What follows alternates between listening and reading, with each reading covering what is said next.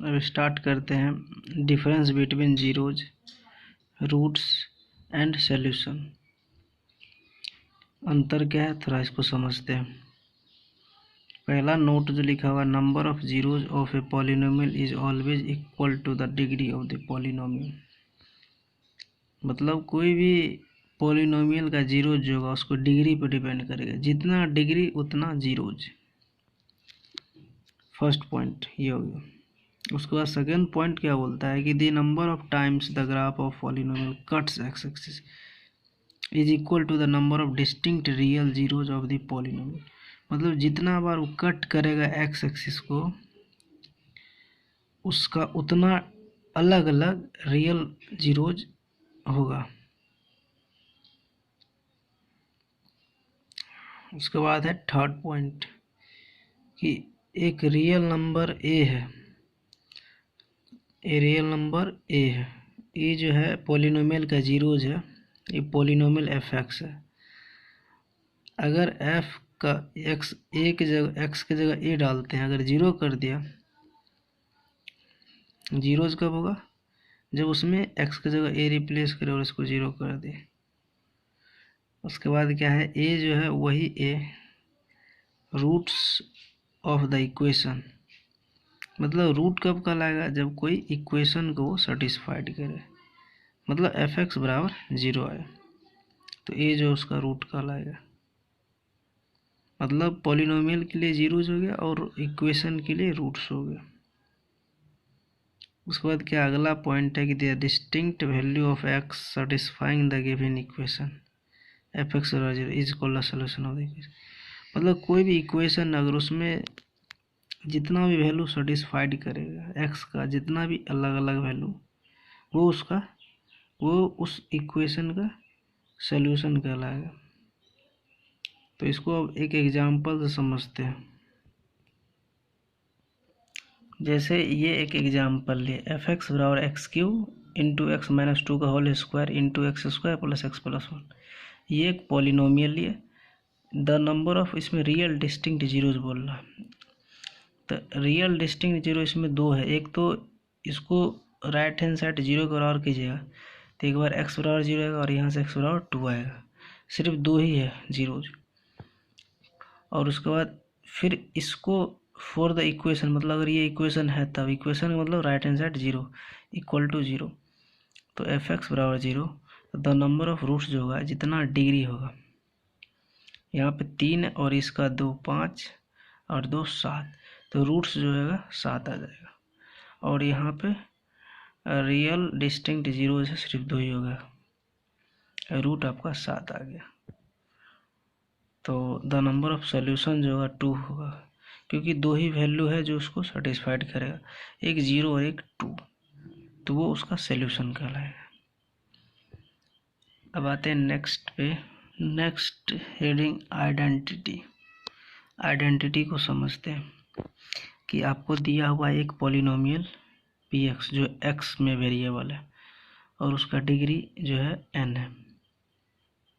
तो यहाँ पे अगर पी एक्स बराबर जीरो हो रहा है मोर देन n वैल्यू के लिए, मतलब जितना डिग्री है उससे ज़्यादा x का वैल्यू उसको सेटिस्फाइड कर रहा है। मतलब अगर मान चलिए 2 डिग्री का पॉलिनोमियल है तो 2 से ज़्यादा x का वैल्यू जो है उस पॉलिनोमियल को सेटिस्फाइड कर रहा है, तो वो पॉलिनोमियल जो है आइडेंटिटी कहलाएगा। मतलब अगर जितना डिग्री है अगर उससे एक भी ज़्यादा सॉल्यूशन सेटिस्फाइड करेगा वो आइडेंटिटी कहलाएगा। जैसे आइडेंटिटी समझ गए होंगे कि अगर जितना डिग्री है उससे ज़्यादा अगर वैल्यू उसको सेटिस्फाइड कर रहा है, उससे ज़्यादा एक्स का वैल्यू सेटिस्फाइड कर रहा है, तो वो आइडेंटिटी कहलाएगा। जैसे अगर आइडेंटिटी दिया हुआ है तो कोफिशिएंट जो होगा पॉलिनोमियल का सारा को जीरो करना है। जैसे कि एग्जांपल से समझते हैं। जैसे एक एग्जांपल ये दिया, ये बराबर 1, मतलब ये बोल रहा है कि ये बराबर 1 is an identity since it is satisfied for more than 2 values, मतलब 2 से ज़्यादा वैल्यू एक्स का जो है 2 से ज़्यादा वैल्यू उसको सेटिस्फाइड कर रहा है, इसीलिए ये आइडेंटिटी, क्योंकि यहाँ पे डिग्री 2 है, मल्टीप्लाई की जाए तो एक्स स्क्वायर आएगा, यहाँ भी एक्स स्क्वायर आएगा, यहाँ भी एक्स स्क्वायर है, तो ये 2 डिग्री का मतलब इक्वेशन है या पॉलिनोमियल बोलिए, इक्वेशन है। और इसको जो है ये आइडेंटिटी है, क्योंकि इसमें x का 2 से ज़्यादा वैल्यू सेटिस्फाइड कर रहा है, वो भी ए बी सी। अगर ए रखिएगा तो फिर भी RHS में 1 आ जाएगा, बी रखिएगा तो आप चेक कर सकते हैं।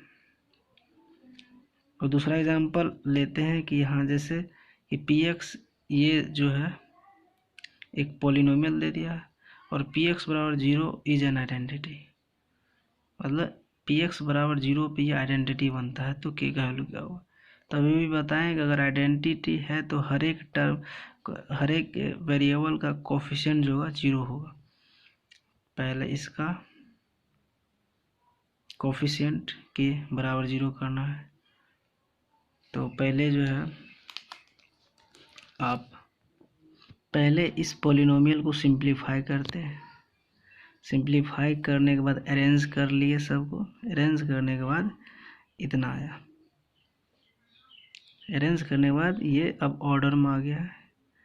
अब इसमें बोल रहा है कि px बराबर 0 इज एन आइडेंटिटी, मतलब px बराबर 0 मतलब 0 पे आइडेंटिटी है, मतलब आपको ये वैल्यू बराबर 0 करना है और जितना भी कोफिशिएंट है सबको 0 कर देना है, क्योंकि आइडेंटिटी है और आपको के का वैल्यू निकालना है। के का वैल्यू तभी होगा जब हर एक टर्म का कोफिशिएंट को आप 0 करना है। तो यहाँ पे इसका कोफिशिएंट ये, इसको 0 कीजिएगा, फिर इसका कोफिशिएंट ये है, इसको 0 कर लीजिएगा, तो यहाँ से 2 वैल्यू है। फिर ये जो कांस्टेंट टर्म है इसको भी 0 कीजिएगा, तो यहाँ के वैल्यू 2 है। तो तीनों कहाँ पे राजी है, तीनों में जो कॉमन जो है 0 0 0, इसलिए के बराबर 0 जो है आंसर होगा। तो द कोफिशिएंट बिकम्स 0 साइमल्टेनियसली, के बराबर 0 पे ही होगा एक साथ, क्योंकि यहाँ पे हम जोड़ रहे हैं। तो के बराबर 0 रखने पे ये पूरी पार्टी 0 हो सकता है बस, अन्यथा और कोई वैल्यू पे नहीं। तो यहाँ पे आइडेंटिटी बोला था, इसीलिए हर एक कोफिशिएंट को 0 करके और तीनों में कॉमन जो है वो आंसर निकाल लिए, वो आपका आंसर हो जाएगा। अब आते हैं नेक्स्ट कुछ पॉइंट जो है, पॉइंट नंबर 1 जो है कि every real number is a zero of the zero polynomial, zero polynomial का हर एक रियल नंबर 0 जो होगा ये फिक्स है। Second point, a polynomial can have more than 1 zero, एक पॉलिनोमियल को एक से ज़्यादा 0 हो सकता है। Every linear polynomial, linear polynomial का जो है ओनली 1 जीरो होगा। 0 जो है may be 0 of the polynomial, मतलब 0 जो है कोई पॉलिनोमियल का 0 हो सकता है। उसके बाद है कि लिनियर पॉलिनोमियल जो है मोनोमियल भी हो सकता है, बाइनोमियल भी हो सकता है। इसी प्रकार क्वाड्रेटिक पॉलिनोमियल मोनोमियल भी हो सकता है, बाइनोमियल भी हो सकता है और ट्राइनोमियल भी हो सकता है। ये आपका नोट था। और यहाँ तक बेसिक 9th में भी इतना पढ़ना, यहाँ तक बेसिक, और 10th में भी इतना पढ़ना। और उसके बाद अब आते हैं कि अब जो है अब स्टडी करेंगे कि आप लोग क्लास 9th में पढ़ चुके हैं लिनियर पॉलिनोमियल का 0 फाइंड करना। तो लिनियर पॉलिनोमियल का 0 फाइंड कैसे करते हैं उसको आप एक एग्जांपल से समझते हैं। आइए एग्जांपल लिख लेते हैं। यहाँ पे एक एग्जांपल लिए, आप लोग 9th में पढ़ चुके हैं लिनियर पॉलिनोमियल का 0 फाइंड करना। जैसे एग्जांपल लिए कि इफ़ के जो है इस पॉलिनोमियल का 0 है तो क्या होगा, तो पी के बराबर क्या हो जाएगा, 0 आ जाएगा। कहाँ पाएगा, के पे 0 आ जाएगा। तो जहाँ जहाँ एक्स है वहाँ आप के रिप्लेस कर दीजिए और इसको 0 बराबर कर लीजिए, जहाँ जहाँ एक्स है वहाँ के। तो यहाँ से के बराबर आ गया -3/2। तो के बराबर -3/2 पे ये 0 हो जाएगा, आप चेक कर सकते हैं। तो इन जनरल जो है एक जनरल इक्वेशन अगर लिखते हैं, इन जनरल जैसे कि इफ इन जनरल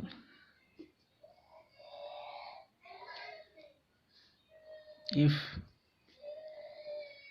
के जो है is a zero of P x, मतलब पॉलिनोमियल पी एक्स है। अब पी एक्स है तो आपको पता है ए एक्स प्लस बी का फॉर्म होगा, लीनियर का बात चल रहा है। तो देन पी के बराबर क्या आ जाएगा, जीरो आ जाएगा। पी के बराबर हो जाएगा ए एक्स ए के प्लस बी बराबर जीरो। तो यहाँ से क्या हो जाएगा, ए के प्लस बी बराबर जीरो। तो यहाँ से के का वैल्यू जाएगा माइनस बी बाई ए आ गया। ये आप 9th में पढ़ चुके हो। माइनस बी बाई ए का मतलब हो गया, ये जो है माइनस बी बाई ए इस पॉलिनोमियल का ये जीरोज कहलाएगा। तो so the zero of the linear polynomial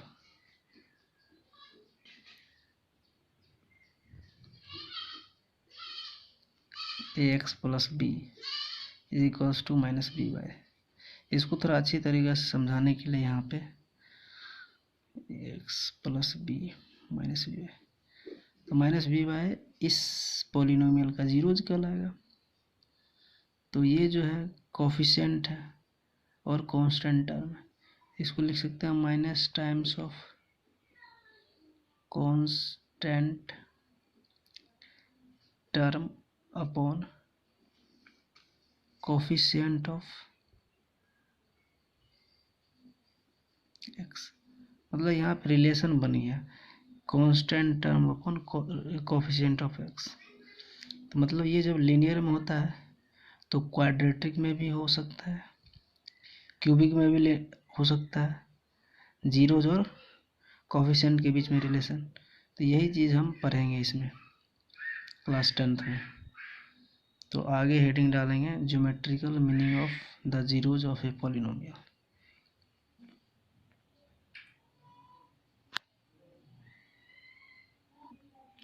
अब जो है ज्योमेट्रिकल मीनिंग समझते हैं polynomial. Geometrical meaning of zeros of the polynomial, मतलब आपको कुछ नहीं करना, बस इसमें पहले ग्राफ बनाना है। जीरो जो है एक्स एक्सिस को जितना कितना बार कट कर, बस इतना ही शो करना है इसमें। वही ज्योमेट्रिकल मीनिंग हो गया कि एक्स एक्सिस को ग्राफ कितना बार कट कर रहा है। तो पहला जो है लीनियर पॉलिनोमियल पकड़ते हैं, उसका ग्राफ ड्रॉ करते हैं। तो देखते हैं एक एग्जाम्पल लेके। एक एग्जाम्पल लिए y बराबर एफ एक्स बराबर 2x प्लस 3, एफ एक्स बराबर 3 लिखे या y बराबर 2x प्लस 3 लिखे, बात बराबर ही है। अब करना क्या है, एक एक करके x और y का इसमें वैल्यू निकालेंगे और ग्राफ प्लॉट करेंगे। और उसके बाद देखेंगे इसका ग्राफ जो है, आप लोग 9th में पढ़े हैं कि लीनियर इक्वेशन का जो भी ग्राफ होगा लीनियर पॉलिनोमियल का वो स्ट्रेट लाइन होगा। तो पहले इसका एक डब्बा बना लेते हैं, उसके बाद ग्राफ ड्रॉ करते हैं। डब्बा बना के दो वैल्यू निकाल लिए, अब इसका ग्राफ प्लॉट करते हैं। ग्राफ प्लॉट करने के बाद कुछ इस टाइप का दिखेगा। तो यहाँ पे एक्स एक्सिस को एक बार कट कर रहा है -3/2, 0 पे, मतलब -3/2, 0 पे कट कर रहा है। मतलब एक्स बराबर -3/2 पे ये जो है पॉलिनोमियल 0 होगा। तो एक्स एक्सिस को एक बार कट कर रहा है, इसलिए ये लीनियर पॉलिनोमियल हो गया। और ये जो है इसका ऑलवेज जो होता है ग्राफ स्ट्रेट लाइन होता है। तो लिख लीजिएगा कि the graph of linear polynomial is straight line. तो लिख लीजिएगा the graph of linear polynomial is straight line. Geometrical meaning जो है ये लीनियर पॉलिनोमियल का था, मतलब आपको इसमें ये दिखाना है कि ग्राफ जो एक्स एक्सिस को कितना बार कट कर रहा है, बस ये इसका ज्योमेट्रिकल मीनिंग है। ग्राफ ड्रॉ कर दीजिए और एक्स एक्सिस को दर्शा दीजिए कितना बार कट किया। नेक्स्ट जो है नेक्स्ट क्वाड्रेटिक पॉलिनोमियल का ज्योमेट्रिकल मीनिंग समझेंगे नेक्स्ट लेक्चर में।